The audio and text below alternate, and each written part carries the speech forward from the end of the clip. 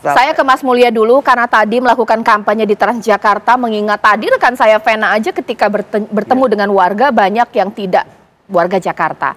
Itu juga mungkin terjadi di bus Transjakarta, ketemu dengan kelompok orang yang nggak pegang kartu atau KTP Jakarta. Efektif nggak dialog-dialog tadi yang dilakukan? Efektif, karena yang dilakukan adalah memperkenalkan Ridwan Kamil dan juga Pak Suswono tentunya dengan masyarakat Jakarta dan bagaimana paslon bisa mendengarkan isu-isu yang dihadapi sehari-hari oleh masyarakat Jakarta. Walaupun mungkin mereka bukan pemilih, tapi kan aspirasinya itu yang disampaikan. Kalau memang mereka betul-betul tinggal di Jakarta, itu akan mirip-mirip dengan orang lain yang tinggal di Jakarta yang pegang KTP. Jadi sebetulnya dengan mendengarkan semua itu, kita bisa mendapatkan secara lebih jauh ya. Dan jangan lupa bahwa yang tidak punya KTP pun, mereka tinggal di Jakarta, mereka bayar pajak di Jakarta. Mereka berkontribusi di Jakarta, punya saudara yang punya KTP Jakarta, mereka bisa bilang, saya ketemu Pak Ridwan Kamil, beliau bagus loh gitu. Walaupun saya nggak bisa milih, kamu pilihin deh dia untuk saya begitu. Jadi masyarakat kita, kota itu harus inklusif.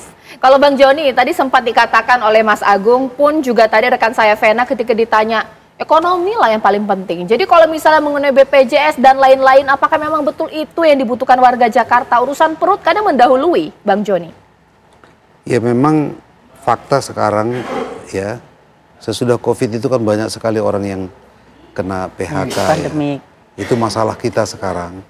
Maka juga banyak juga fenomenanya di bidang pendidikan di swasta ya. Dia sudah lulus, tunggakan-tunggakan ijazah ditahan gitu loh. Jadi memang persoalan itu menjadi perhatian kita juga. Cuma kan saya kan nggak mau menceritakan apa yang nanti akan kita lakukan ya. Mungkin rahasia dapur masing-masing, ya kan? Tetapi memang sektor itu saya pikir suatu hal yang niscaya lah. Tidak ada mungkin setiap paslon tidak akan memberikan perhatian kepada persoalan pengangguran, masalah tenaga kerja, termasuk juga persoalan ekonomi. Ya, cuma nanti bagaimana kita mengemas ini. Tetapi kalau secara garis besar yang saya katakan tadi itu, kayaknya Jakarta ini butuh pemimpin juga yang harus memberikan perhatian lebih besar ya kepada orang-orang yang tertinggal tadi itu, ya. Tanpa kita juga memusuhi orang-orang yang sudah berhasil. Itu gaya kita. Melalui apa? Ya katakanlah itu subsidi-subsidi melalui pendidikan, termasuk juga anak-anak orang tidak mampu bisa mencapai kuliah dengan gratis. Ya, kita nanti akan menyamakan juga ya apa yang dilakukan oleh pemerintah pusat melalui KIP itu ya. Kita juga akan mulai mainkan nanti di Jakarta. Jadi nanti salah satu yang mau kita katakan agar KJM itu semakin ditingkatkan lagi. Tidak lagi makin menurun gitu loh. Justru disitulah kesempatan orang-orang untuk bisa mencapai pendidikan yang bagus. Ya itu cara kita. Ya, kalau dari Ibu Siti bagaimana? Iya sih ketemu dengan belusukan dari warga-warga di Jakarta, kelompok kelas menengah ke bawah. Tapi banyak juga mereka juga nggak punya KTP, bukan warga Jakarta. Itu bagaimana milah-milihnya, Bu? Oh ya, pasti sebelumnya sudah survei dulu dong. Kan kita kan punya kader-kader yang ada di sana juga. Lalu kita tidak berpartai, kita bukan partai dan masyarakat Pengambang itu sebenarnya jauh lebih banyak daripada masyarakat yang tersambung di partai. Tapi cuman kalau dari partai itu banyak logistiknya ya, banyak uangnya dan sebagainya. Maka yang kita harus kerja keras adalah menyampaikan visi misi kita pada masyarakat. Bagaimana kita menyelesaikan masalah yang sekarang ada.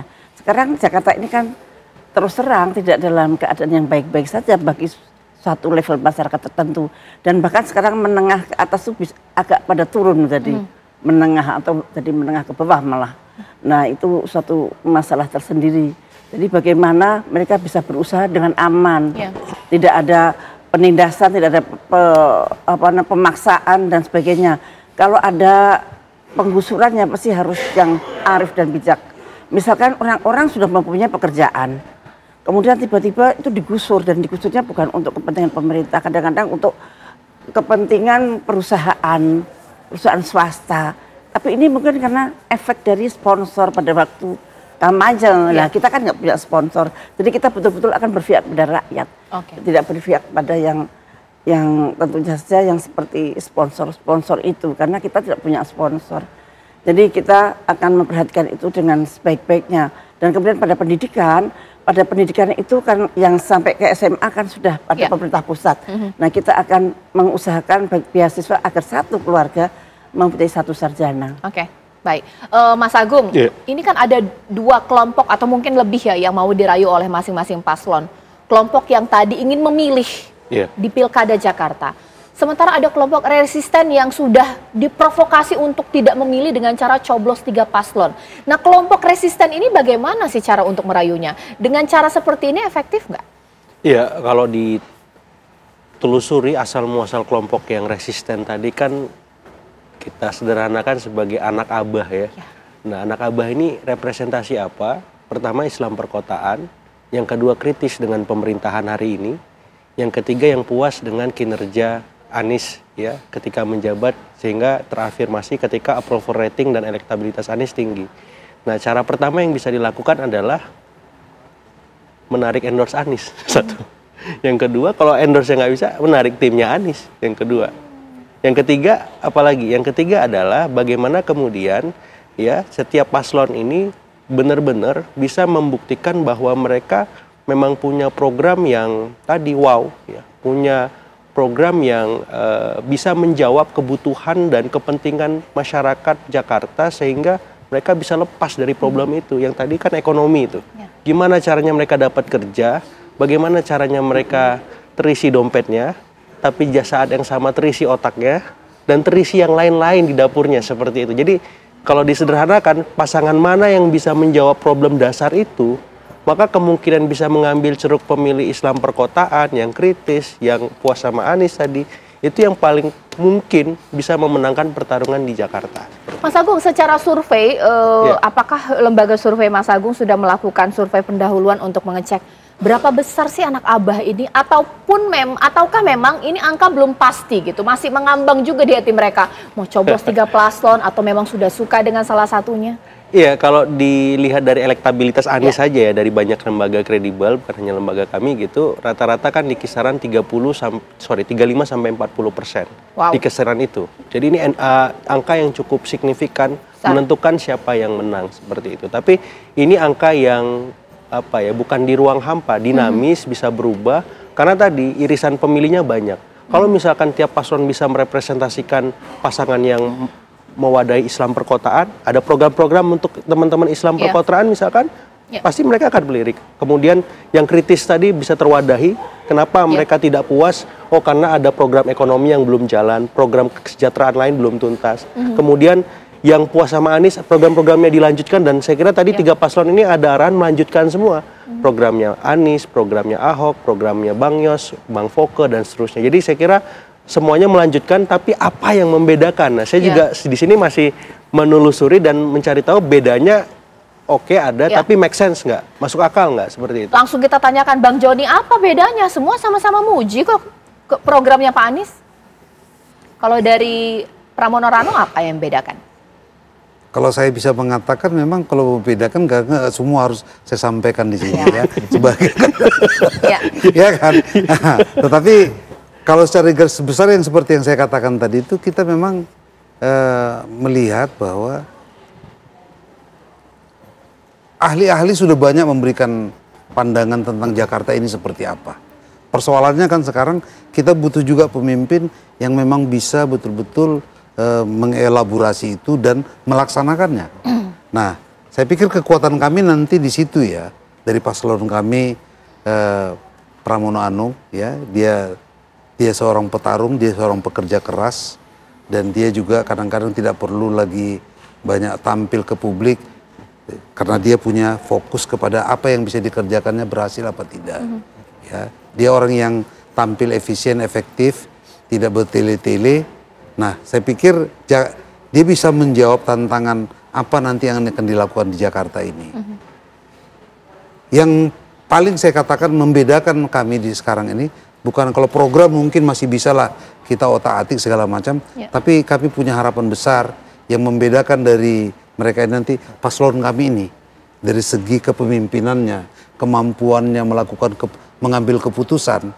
Melihat pemimpin kan bagaimana dia mengambil keputusan. Daya tawar kami itulah dari Pramono dan Dul ya, untuk saling mereka bisa bekerja sama.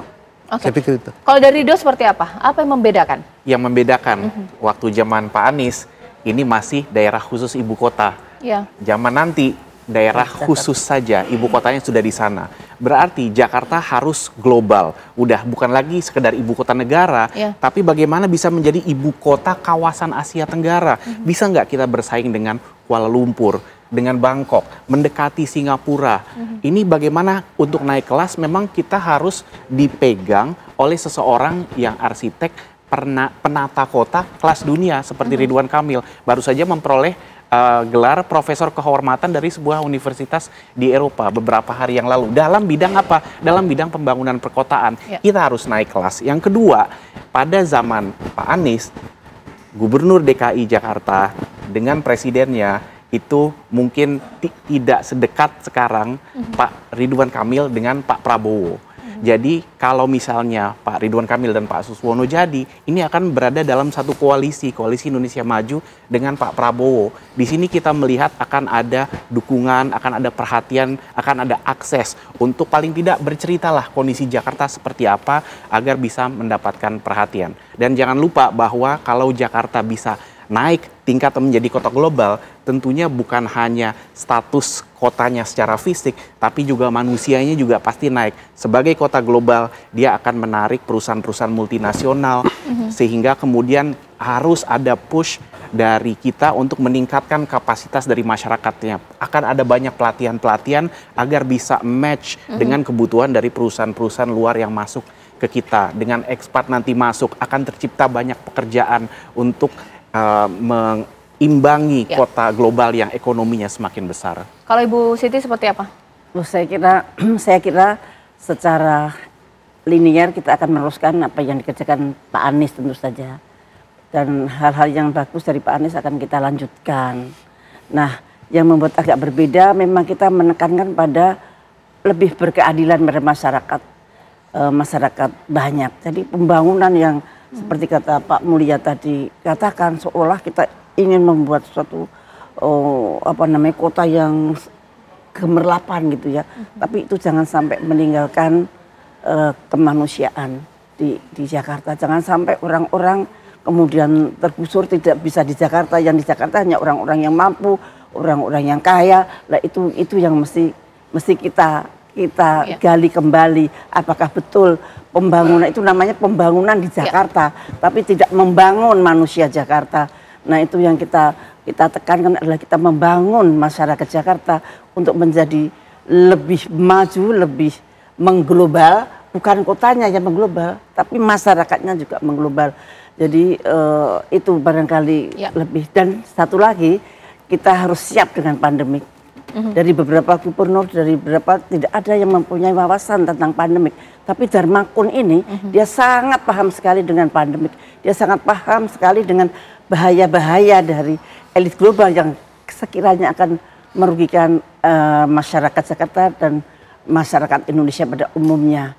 Dan itu mudah-mudahan masyarakat Jakarta bisa mengerti apa yang dicita-citakan oleh Pak Darmakun. Kita tidak mempunyai suatu sumber biaya yang sama seperti yang petugas partai. Kami adalah petugas rakyat, dari rakyat, untuk rakyat, dan oleh rakyat dan untuk rakyat. Jadi kami betul-betul mengharapkan rakyat untuk bisa mengerti apa yang kami cita-citakan adalah untuk kalian, untuk rakyat, bukan untuk siapa-siapa. Oke, sekarang kalau kita semakin spesifik, kita tarik lagi ke arah besar ini. Seakan-akan begini ya Mas Agung ya, bahwa bisa jadi untuk pilkada ke depan itu terbagilah dua teori, bahwa memilih kepala daerah sama seperti sebelumnya sangat bertolak belakang dengan pemerintahan pusat. Jadi kebijakan Jakarta nanti beda dengan pemerintahan pusat. Mungkin itu yang dilakukan oleh Pak Anies dulu ya, mungkin ya. Ataukah nggak mau kayak gitu lagi deh, sekarang nanti masyarakat akan pilih kepala daerah yang dekat dengan pemerintahan pusat, jadi masih ada Jokowi atau juga Prabowo efek. Kira-kira nanti akan cenderung ke arah mana? Sesaat lagi pemirsa di Apa Kabar Indonesia Malam. Jujur loh pemirsa dan juga Mas Agung, kalau melihat visi dan misi semua bagus tanpa celah, kelebihan dan kekurangan, tapi bagus-bagus programnya. Seakan-akan pada akhirnya apa nanti ujung-ujungnya warga akan memilih, aku pengen pilih kepala daerah yang nggak ada hubungannya dengan Jokowi atau Prabowo efek, ataukah mungkin nanti aku pengennya yang selaras lah dengan pemerintahan pusat, seperti apa? Iya, kalau misalnya lihat Jakarta ini kan memang ada dominasi tadi ya, Anies efek gitu. Kalau kita telusuri setiap pilkada itu ada efek-efek yang mengemuka. 2012 ada Jokowi efek, 2017 ada 212 efek. Nah, saya melihat di 2024 ini ada 2 efek nih. Ada Anies efek dan Istana efek gitu. Nah, kalau Istana efek ini kan bekerjanya nanti bisa jadi ke Mas Pram atau Kang RK gitu. Jadi kemana? Karena kan nanti 20 Oktobernya Pak Jokowi sudah selesai. Akan ada Pak Prabowo di mana berkelindang di sana pilkada pemilihan 27 November. Nah, kira-kira Prabowo efek ini tadi terjemahan dari Istana efek ke Mas Pram atau ke RK Suswono. Kenapa? Karena keduanya punya kedekatan. Ya baik secara personal ataupun secara institusional. Walaupun misalkan Mas Pram sama Bang Rano di luar pemerintahan, tapi akhir-akhir ini agak mendekat juga ya ke istana gitu, walaupun masih dalam perjalanan ya Bang ya, OTW gitu. Nah tapi yang jelas ini akan menarik ketika kita bedah kemana mengalirnya Anies efek gitu. Apakah memang nanti tunggal misalkan ke Pram Rano karena dia memang berseberangan, atau ini terpecah gara-gara PDIP-nya mau OTW ke istana gitu, dan lebih banyak nanti pemilih yang memilih coblos 3 paslon tadi ataupun yang tidak memilih alias golput seperti itu. Nah yang kedua yang perlu dilihat, ada istilah karena sekarang Jakarta bukan daerah khusus ibu kota tapi daerah khusus Jakarta, istilahnya ada Dewan Aglomerasi. Di situ yang menunjuk adalah presiden. Otomatis gubernur Jakarta dan wakil gubernur Jakarta itu tidak seperti dulu. Dia punya otoritas tunggal, bisa berbeda ekstrim dengan pemerintah pusat, dan besok itu tidak mungkin lagi terjadi karena dia harus berkoordinasi dengan Dewan Aglomerasi ini, kemudian ada kementerian dan seterusnya. Jadi saya kira siapapun gubernur Jakarta nanti dia tidak punya otoritas tunggal untuk benar-benar bisa berbuat ekstrim seperti itu. Oke, nah boleh kemudian ditanggapi Ibu seperti apa? Kalau seperti yang dikatakan Mas Agung. Mas Agung tadi, kalau yang rakyat Jakarta memilih orang yang dekat dengan Pak Jokowi, ya pasti tidak akan memilih yang independen. Ya, yang dekat dengan Pak Jokowi kan Pak RK sama Pak Pramono Anung, tapi tidak langsung. Kalau Pak RK langsung dekat dengan Pak Jokowi. Nah kalau independen memang independen betul. Kami tidak dekat, tapi kalau nanti terpilih jadi gubernur pasti juga akan bekerja sama dengan pemerintah pusat. Itu pasti. Dan tentu saja Pak Dharma juga cukup dewasa untuk bisa bekerja sama dengan pemerintah pusat.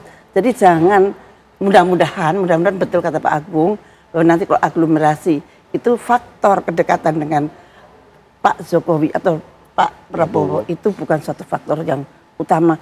Justru mudah-mudahan masyarakat betul-betul sadar pada siapa yang harus memilih. Kalau mau merdeka, ayo pilihlah yang independen.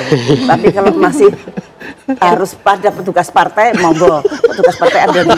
Kalau yang petugas rakyat hanya 1 yang independen. Baik, dari itu bagaimana Mas? Kalau kita melihat tentunya kedekatan dengan siapapun presidennya, itu adalah suatu hal yang bagus bagi masyarakat Jakarta. Bayangkan seandainya memang ada kedekatan itu, komunikasi akan lancar. Dan apalagi tadi disebut juga tentang Dewan Aglomerasi, berarti kan termasuk Bodetabek Punjur. Nah, permasalahan yang ada di daerah khusus Jakarta kan terkait juga sumber air bersihnya dari mana? Dari luar sana. Tempat pembuangan sampahnya di mana? Ada di luar sana.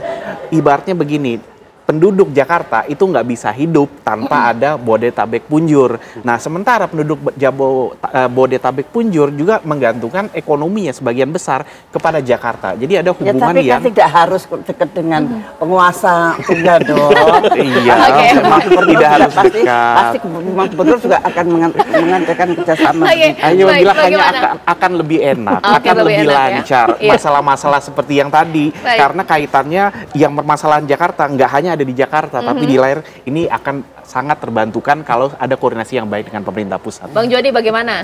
Ya, mengacu seperti yang kita katakan tadi, dengan DKJ itu, ya tampilan calon kita juga kan sudah mulai bukan mengedepankan perbedaannya, tetapi juga untuk mengajak, karena satu hal yang niscaya dan memang harus kerjasama antara provinsi DKJ nanti dengan pemerintah pusat. Itu yang mau saya katakan tadi. Jadi gitu loh. Jadi ketika calon kita seperti Mas Pram ini, dia mencoba siapapun dia bisa ajak kerjasama. kepentingannya adalah bagaimana supaya Jakarta ini bisa lebih baik. Itu saja.